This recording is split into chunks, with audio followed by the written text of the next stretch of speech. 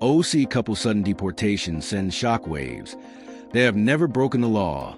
Nelson and Gladys Gonzalez lived in the United States illegally for decades, working hard and raising a family while regularly checking in with immigration and customs enforcement as part of an agreement to remain in the country. But when a Laguna Niguel couple showed up for a routine check-in on February 21, they were detained and sent back to Colombia, according to the family's GoFundMe page and a spokesperson for ICE. The couple's sudden deportation stunned their 3 adult daughters, who are American citizens. They have never broken a law, never missed an appointment, and this sudden occurrence has left us in shock, they wrote on the fundraising site. This cruel and unjust situation has shattered our family emotionally and financially.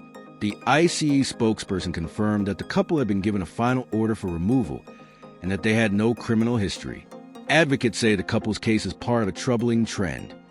Immigrants living in the country without legal authorization, who have no criminal history, being detained during routine check-ins and in some cases deported.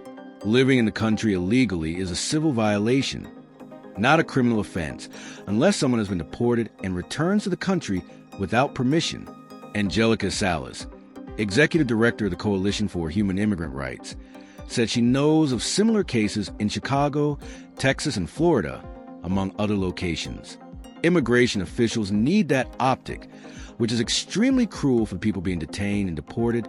Salas said, "The majority of people have not violated the law, and even if they did it for low-level things, that really doesn't merit the punishment for crime they've committed."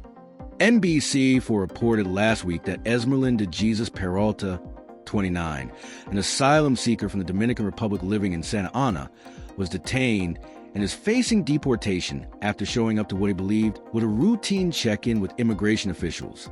"I was shocked because he has no criminal record. He had his valid work permit, his social security number. He has got a life here," the man's girlfriend, Ashley Wong, told the news station. During his campaign and at his inauguration, President Trump said he would launch the largest mass deportation in U.S. history, and that he would target millions and millions of criminal aliens who pose a threat to national security and public safety. In the first 50 days of the administration, ICE made 32,809 arrests, of which nearly half, 14,111, were convicted criminals, and about a third, 9,980, had pending criminal charges, according to a Homeland Security statement. But the operations also led to the arrest of 8,718 immigrants with no criminal history, including the parent of a 10-year-old girl who is a U.S. citizen and was recovering from brain cancer. Recent data obtained and reviewed by NBC4 found that in the first 2 weeks of February, 41% of the 4,422 people detained by ICE were immigrants with no criminal history. White House officials said that although enforcement operations are focused on apprehending criminals, people who have violated the country's immigration laws are also being arrested. The arrests raise questions about whether the Trump administration is shifting its focus and casting a wider net in an effort to meet President Trump's political promise. Most recently, the Miami Herald reported that Venezuelans who were deported to El Salvador had no criminal record. Those deported included a young man who had recently received refugee status.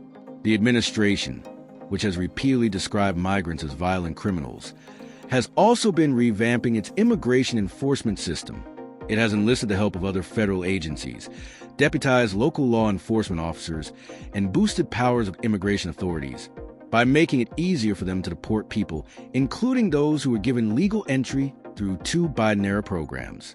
Recently, the administration ended a contract to provide legal representation to nearly 26,000 migrant children, which could potentially lead to rapid deportations.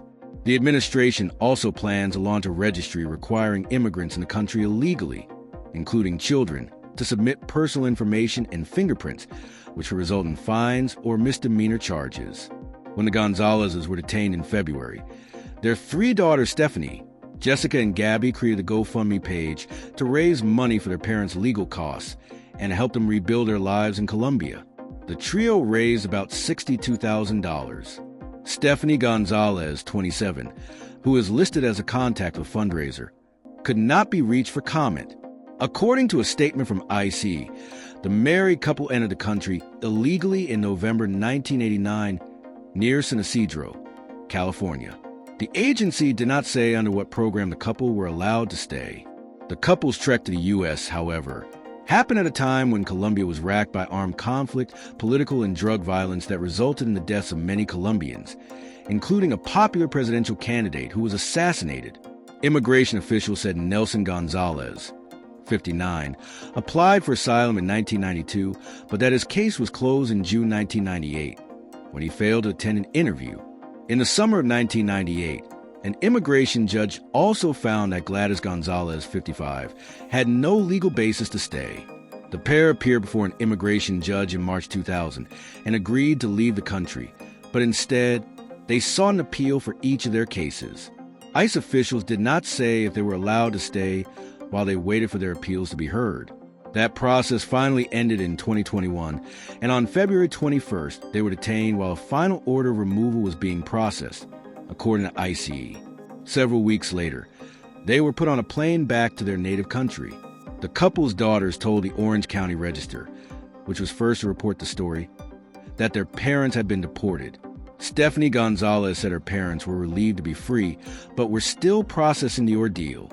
At least two of the sisters said they plan to travel to Colombia to see their parents soon, while a third sister plans to travel next month. That is all today in this video. What are your thoughts on this? Please let us know in the comments section below. Thanks for watching the entire video. Hopefully, the information is useful to you. See you later in the next video. Till then, take care.